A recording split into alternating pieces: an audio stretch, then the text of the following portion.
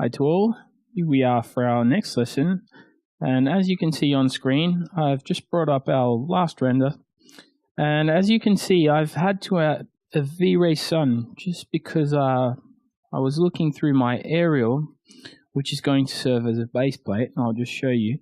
And as you can see, the direction of the sun is coming from more or less here, which is more or less the direction in which my concept image has the sun coming from.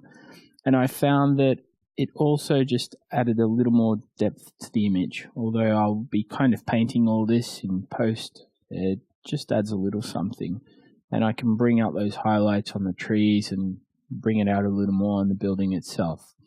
So okay, let's get started and then start bringing in those passes.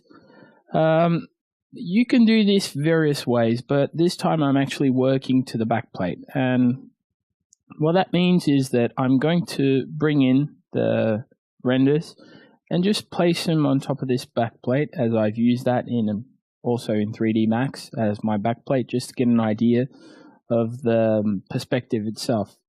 Okay, so I'll just Control A and I will click File and I'll come down, I'll click Place, and I'll start to place these one by one. So I'll click my RGB color, that's okay.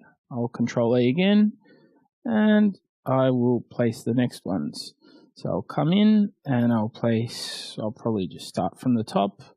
And as you can see, by placing them, what does this mean? It just means that every single one of them is getting placed within the same position as the others. So I'll just turn that down, and as you can see, it's just placed across the position. Another thing, as you can see, that my render, it's only around this square.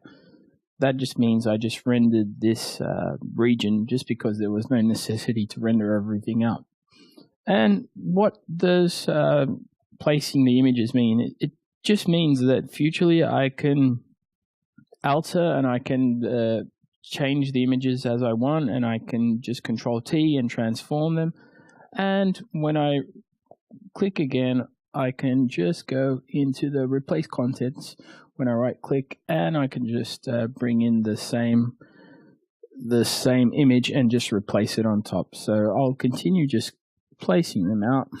As you can see, we've got our mats, and just Control A, and I'll keep on placing them, and like so. That one doesn't actually have anything, so Control A, place, keep placing.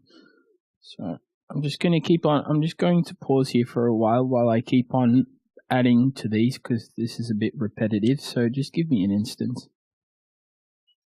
Okay, so here we are. I've just placed all our render passes, and as you can see, they're all named out on the right side. And I'll just flick through them just so you can see.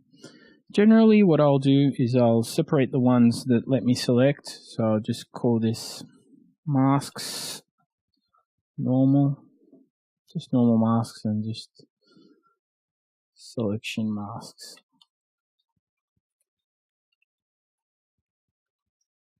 Let's actually call this overlay masks.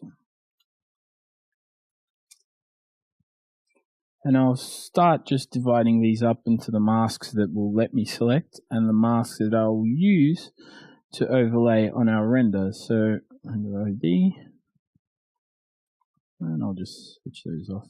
So V-Ray reflection. So these overlay masks, they will let me increase and add more depth, and also just make the render come out a little more.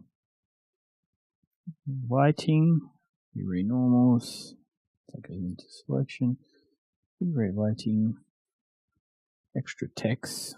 That's our ambient occlusion, by the way. We'll be talking about that a little further on. So let's diffuse filter, and we have our mats, which I will just select.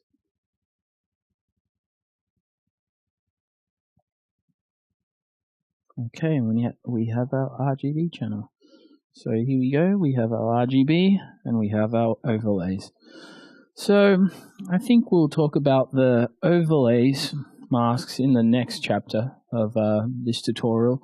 And we'll get more in depth about that in the next lesson. We'll learn a little more how to control and make everything just look a little spicier and better. So I'll see you in the next lesson.